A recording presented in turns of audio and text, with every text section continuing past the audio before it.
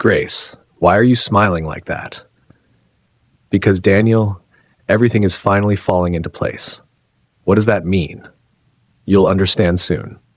Grace, you've been acting different since the wedding. Have I? You barely talk to me anymore. Oh, I'm talking, Daniel. You're just not listening. What's that supposed to mean, Grace? It means while you were busy lying, I was busy learning. Learning what? How to win without making a sound. Grace, what did you do? I didn't do anything, Daniel. I just let the truth find you. By the time Daniel realized what Grace had done, it was already too late. Before we continue, don't forget to like, share, comment, and subscribe for more explosive stories like this. Let's being, you think I don't know, Daniel? The champagne glass slipped from Grace's hand and shattered across the marble floor. The wedding guests were still downstairs. Music was still playing. Laughter echoed through the mansion. But upstairs, in the master bedroom of the house Daniel had proudly called their future, the bride stood trembling in her white gown. Daniel's jaw tightened. Grace, not tonight. Then when? She shot back. After I give birth? After you ruin me completely? He ran a frustrated hand through his hair. You're overreacting. Grace let out a broken laugh. Overreacting. The words sliced deeper than betrayal. She walked slowly toward him, her heels clicking softly against the polished floor, her veil dragged behind her like a wounded spirit. I saw the messages, she said quietly. Daniel didn't respond. I saw the transfers, she continued. The hotel bookings, the apartment rent in Victoria Island. His silence confirmed everything. Her voice cracked. How long? Daniel exhaled. Grace. How long? He looked away. 2 years. The air left her lungs. 2 years. They had dated for 3, engaged for 1, meaning he had been sharing himself emotionally, financially, physically with another woman while planning a future with her. Grace steadied herself against the dresser. Who is she? That's not important. Her palm struck his cheek before he could finish. The slap echoed. Downstairs, the DJ switched songs. Upstairs, something inside Grace died. She's pregnant, Daniel said flatly. The room went silent. Grace blinked slowly. What did you say? She's pregnant, he repeated. 3 months. The world tilted. Grace felt her wedding gown tighten around her chest like a noose. And you still married me? Daniel's expression hardened. My father's business depends on this marriage, your family's political connections. So I'm a contract? She whispered. He didn't deny it. And in that moment, Grace stopped crying. Something colder replaced the pain. She straightened, wiped her tears, lifted her chin. You should go downstairs, she said calmly. Daniel frowned. What? Our guests are waiting. Grace, she smiled, and that smile terrified him. We will finish this conversation later, husband. 3 weeks later, Grace stood in the kitchen, stirring a pot of bitter leaf soup. The steam rose around her like smoke from a battlefield. Daniel entered, loosening his tie. You've been quiet lately. She tasted the soup. Have I? Yes. She smiled softly. Maybe I'm learning. Learning what? How to be a good wife. He studied her face. She looked serene, too serene. You're not angry anymore? He asked cautiously. Grace turned off the stove. No, she said gently. Why would I be? Daniel relaxed slightly. That was his first mistake. The other woman, her name was Vanessa. Tall, light-skinned, calculated, she believed Daniel would leave Grace soon. After all, she carried his child. She didn't know Grace had already met her. Grace had visited the clinic 2 days ago. She sat opposite Vanessa in the waiting room, silent, observing. Vanessa had no idea the elegant woman in sunglasses beside her was the legal wife. Grace saw the slight arrogance in her posture, the way she touched her stomach possessively. Grace had smiled to herself. You think you've won. She returned home that evening and began making phone calls. Quiet ones, strategic ones. The first move, Daniel's father received a call from the bank. Sir, there have been irregular withdrawals. Daniel's business partner received an anonymous email with screenshots, hotel receipts, financial transfers, documents linking company funds to a private apartment lease. Daniel came home furious. Did you report me? He demanded. Grace looked up from her book. Report you? My father thinks I'm stealing. She tilted her head. Are you? He stared at her. You think this is funny? No, she said softly. I think it's unfortunate. Daniel paced. If this gets out, the board will remove me. Grace closed her book slowly. And what will happen to Vanessa then? His eyes snapped to hers, so she knew. Completely. He swallowed. You've been digging. I've been surviving, she corrected. The pregnancy twist. A week later, Vanessa called Daniel in tears. The doctor says there's a complication. Grace overheard the call. She watched Daniel panic, watched him grab his keys and rush out. She didn't follow him. Instead, she made another call. To the lab, she said calmly. Yes, I need the DNA results expedited. The revelation. 2 days later, Grace placed a brown envelope on the dining table. Daniel stared at it. What's this? Open it. He hesitated. Then he did, his face drained of color. That's impossible. Grace leaned back in her chair. The dates don't lie. Vanessa's pregnancy timeline didn't match. The child wasn't his. Daniel staggered into a chair. She told you what you wanted to hear, Grace finished. His hands shook. Grace watched him crumble, not with joy, but with precision. You ruined our marriage for someone who played you, she said quietly. Daniel looked up at her, broken, humiliated. Did you do this? He asked hoarsely. Grace stood, walked around the table, stopped beside him. I didn't need to, she whispered. You destroyed yourself. But this was only the beginning, because Grace wasn't done. Daniel had betrayed her love. Now she would dismantle his pride, piece by piece, silently. You lied to me. Daniel's voice was no longer powerful. It was hollow. Grace stood across the dining table, calm as ever. No, she said softly. I revealed the truth. Daniel slammed the DNA report onto the table. You went behind my back. She gave a small smile. You should be used to that feeling by now. His jaw clenched. For the first time since their wedding night, Daniel Okafor, confident businessman, heir to a powerful empire, looked small. I loved her, he muttered. Grace's eyes flickered. No, she corrected. You loved the version of yourself that felt powerful beside her. Silence swallowed the room. Outside, thunder rolled across the Lagos sky. Vanessa's collapse. Vanessa was screaming when Daniel arrived at her apartment. You embarrassed me, she cried, throwing a cushion at him. You made me look stupid. I didn't make you pregnant, Daniel shot back. Her eyes widened. You did this, she pointed at him. You told me you would leave her. Daniel ran a hand over his face. She knows everything. Vanessa froze. Everything? She exposed the transfers. My father is investigating. The board is watching me. Vanessa's anger slowly shifted to fear. What are you saying? Daniel looked at her, and for the first time, he truly saw her. Not as an escape, not as desire, but as a mistake. I'm saying, he said quietly, this is over. Her slap was sharp. You're choosing her, after all this? He didn't answer, because deep down, he knew. Grace had already won this round. The board meeting Daniel, his father's voice boomed across the long glass table. Care to explain these discrepancies? 6 board members stared at him. Projector light illuminated hotel receipts, apartment leases, private transfers from company funds. Daniel swallowed. It was a temporary loan. A loan? His father's eyes blazed. For a mistress? The room shifted uncomfortably. Daniel's pride shattered piece by piece. I intended to return it. But you didn't, another board member said coldly. His father removed his glasses. You've embarrassed this family. Daniel's phone buzzed. A message from Grace. How is the meeting going, husband? His hand trembled. At home, Grace stood in the bedroom, removing her earrings slowly. Daniel burst in. You're enjoying this. She met his reflection in the mirror. No, she said calmly. I'm correcting an imbalance. You sent that report to my father. I sent the truth. You want to destroy me? She turned to face him fully. You destroyed us first. Daniel's anger faded into exhaustion. What do you want, Grace? Finally, the question she had been waiting for. She walked closer, close enough for him to feel her breath. I want you, she said softly, to understand what it feels like to lose control.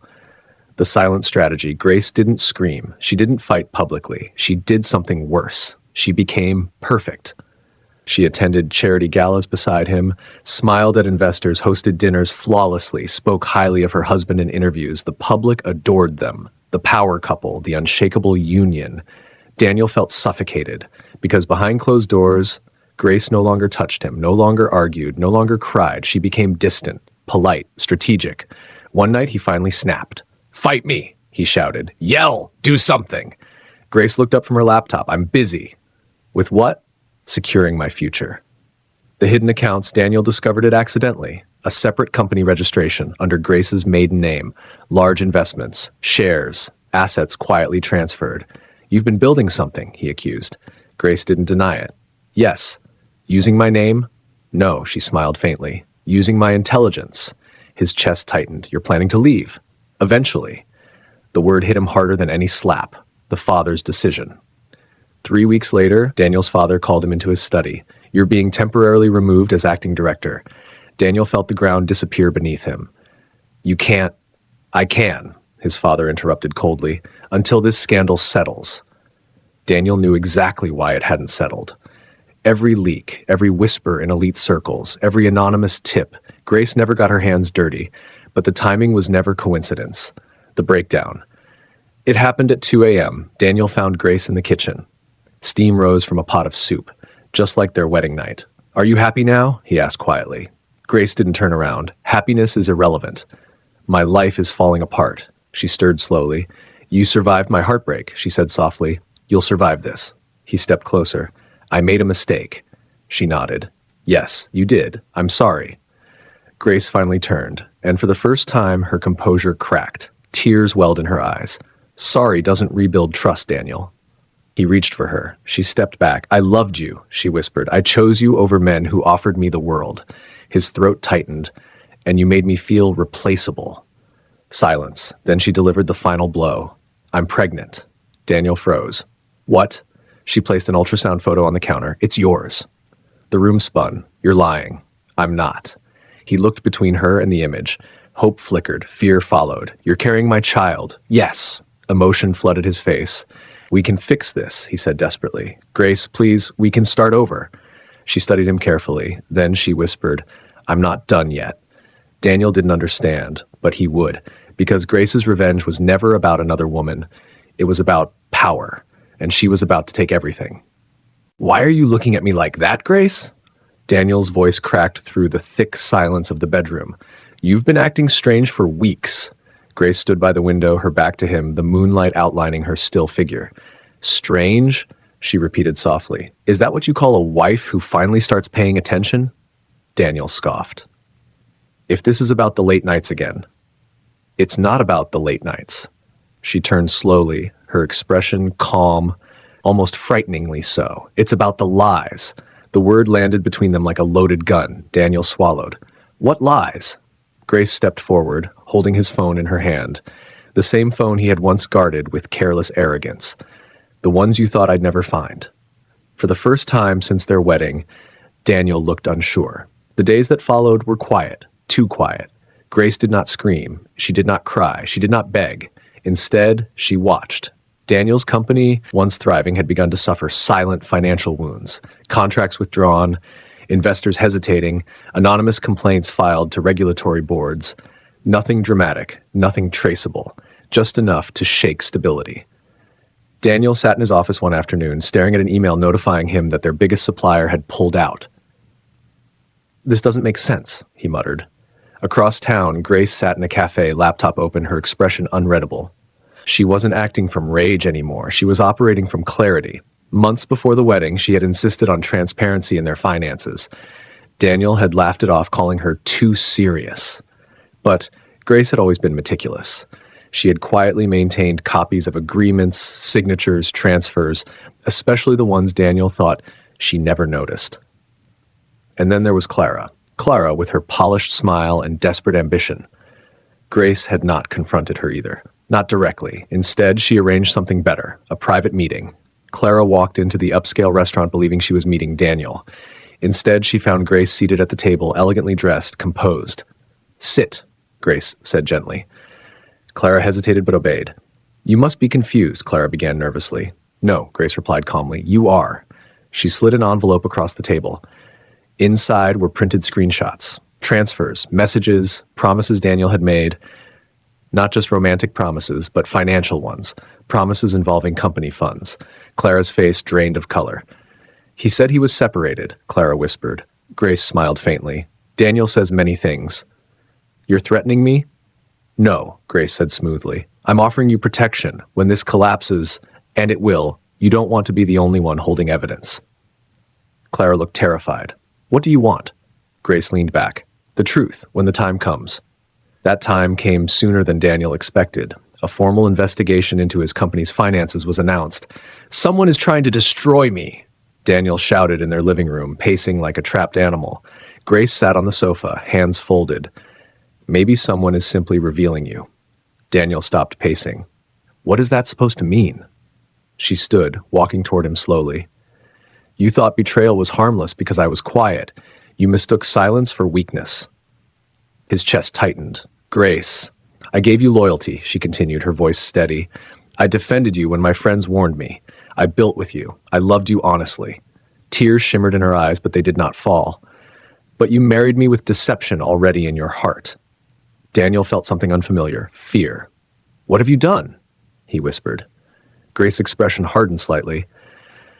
I didn't destroy you, Daniel. I just stopped protecting you. Within weeks, the evidence surfaced. Misused company funds, unauthorized transfers, false reporting. Clara testified. Daniel was suspended pending investigation. The newspapers were merciless. The golden couple's empire crumbles. Grace did not attend the hearings publicly. She stayed home, calm, composed, answering only what was required. Her name remained untouched because she had prepared. Long before Daniel realized she knew, Grace had legally separated her financial identity from his business dealings. Her assets were protected, her investments secure. When Daniel finally came home one evening, exhausted and broken, he found suitcases by the door. You're leaving? His voice was barely audible. Grace stood beside the staircase, dressed in white, the same color she wore the day they married. No, she said softly. I already left a long time ago. He dropped to the sofa, defeated. You planned all this. I endured first, she corrected. Planning came later. Daniel buried his face in his hands. You could have talked to me. Grace's eyes filled, but her voice remained steady. I tried. You just preferred lies. She picked up her suitcase. At the door, she paused. This is not revenge, Daniel, she said quietly. This is consequence. And with that, she walked out. Outside, the night air felt different. Not lighter, not happier, but free. Grace stepped into the waiting car, her phone buzzing with messages, some sympathetic, some curious, some shocked. She ignored them. For months, she had served her revenge silently, not with poison or chaos, but with patience, intelligence, and restraint. She had not screamed. She had not begged. She had not exposed him publicly in fury. Grace, please. Daniel's voice followed her into the night, raw and stripped of pride. Don't do this. Grace paused beside the car, but didn't turn around immediately. The streetlights cast long shadows across the compound of the house they once called a dream. Don't do what? She asked quietly. Leave me when everything is falling apart. She turned then, slowly. Her face was no longer angry. It was tired. I didn't leave you when things were falling apart, she said. I left when I realized you were the one breaking them. Daniel stepped forward, desperation replacing the arrogance he once wore so easily. We can fix this. I'll confess, I'll apologize publicly, I'll end everything with Clara. Grace shook her head gently. You're still thinking this is about Clara. Then what is it about? He shouted. It's about respect, she replied firmly. It's about loyalty. It's about vows you treated like suggestions. Silence swallowed his response. For the first time, Daniel had nothing clever to say. Weeks passed. The investigation concluded. Daniel was officially removed as director of his company. Legal penalties followed. Financial restrictions, suspended contracts, a public apology that felt hollow even as he read it before flashing cameras. His name, once associated with brilliance, became a cautionary tale whispered in business circles. Meanwhile, Grace rebuilt quietly. She moved into a modest but elegant apartment overlooking the city. No grand announcements, no dramatic interviews, just a fresh start. One afternoon, her phone rang. It was Clara. Grace hesitated before answering. Yes? I just wanted to say, Clara's voice trembled. I didn't know everything. Not at first, but I'm sorry. Grace closed her eyes briefly. You don't owe me an apology. You owe yourself better choices. I testified because you were right, Clara continued. He would have blamed me for everything. Grace nodded, though Clara couldn't see it. Daniel always protected himself first. There was a pause. You're stronger than I thought, Clara said quietly. No, Grace corrected. I just stopped being afraid of losing someone who was already lost.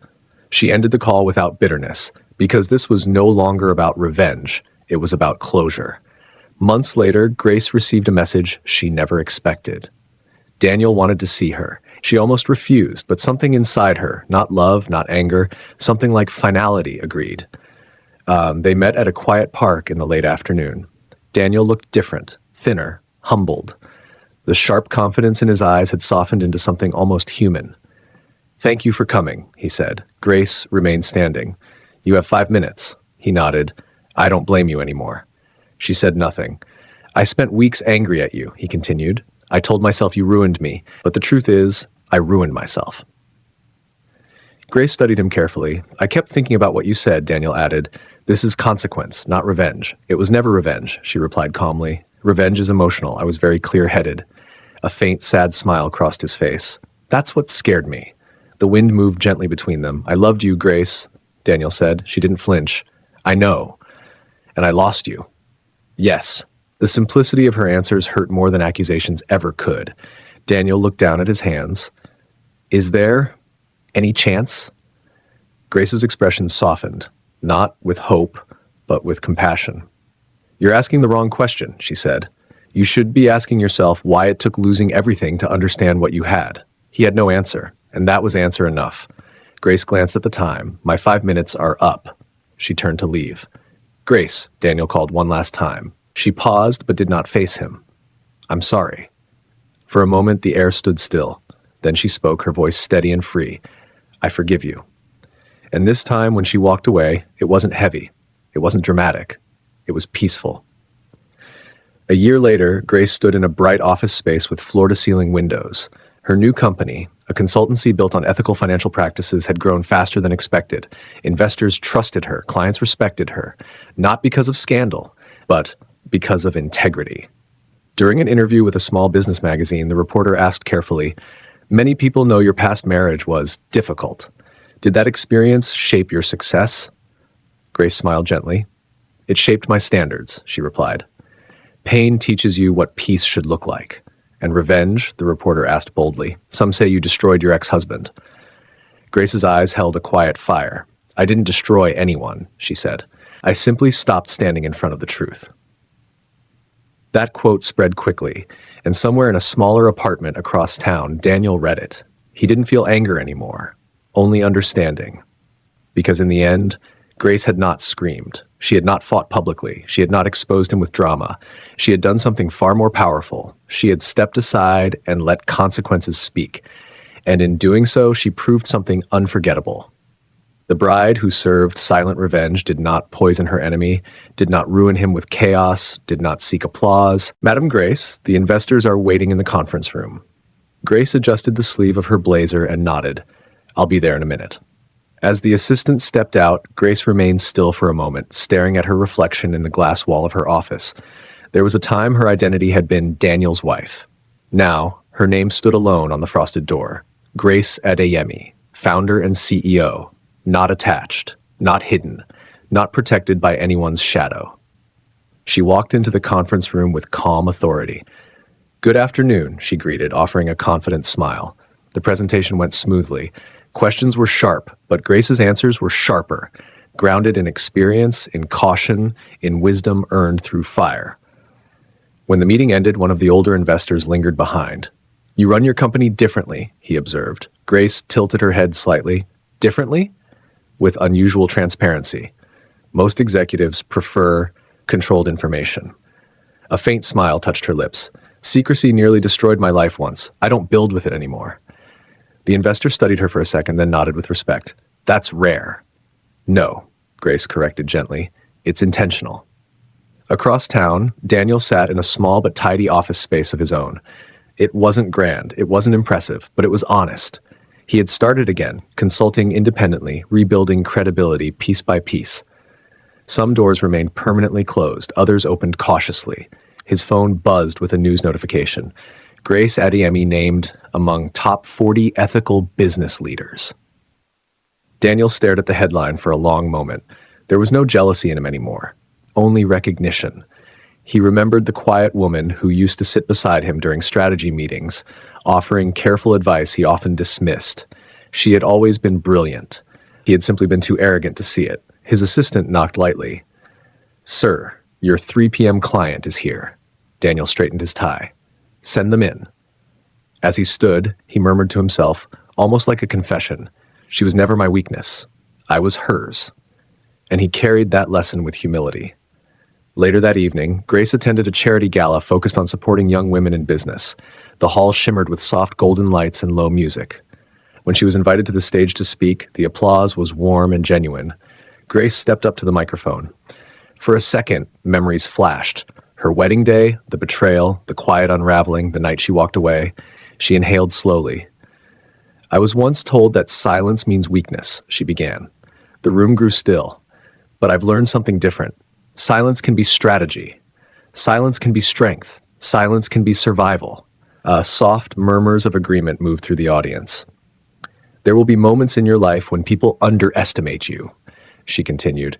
They will mistake your patience for foolishness, your calm for ignorance, your loyalty for dependency. She paused. Let them. A few smiles appeared in the crowd, because when truth finally stands up, it doesn't need to scream. Applause filled the room. Grace stepped away from the microphone, feeling something she hadn't felt in a long time. Not victory, not revenge, peace. That night, as she stood alone on her balcony overlooking the city lights, her phone buzzed again. A message from an unknown number. She opened it cautiously.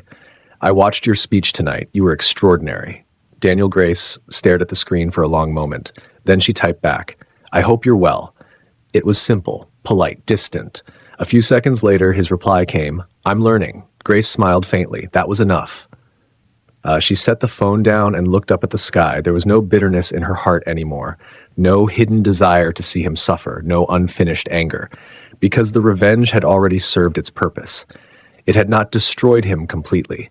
It had awakened him, and it had freed her. Years later, when people told the story of Grace Adeyemi, they rarely spoke about the scandal. They spoke about her discipline, her ethics, her refusal to be defined by betrayal. And sometimes, in quiet conversations, someone would whisper, she was the bride who served silent revenge. But those who truly understood would shake their heads gently and correct them. No, they would say, she was the bride who chose herself. And that choice, calm, unshaken, unyielding, echoed louder than any revenge ever could. Grace, please, we can fix this. Grace, calm, no, Daniel, you broke it. I just stopped pretending it wasn't shattered. You planned all this. I planned to survive. The rest was consequences. Did you ever love me? I did. That's why I deserved better. She turns. She walks away. She never looks back. Now tell us, what did you learn from the bride who served silent revenge? That silence can be powerful? That betrayal has consequences? That self-worth is stronger than revenge? Drop your lesson in the comments below. Don't forget to like, share, comment, and subscribe for more intense, emotional, and unforgettable stories.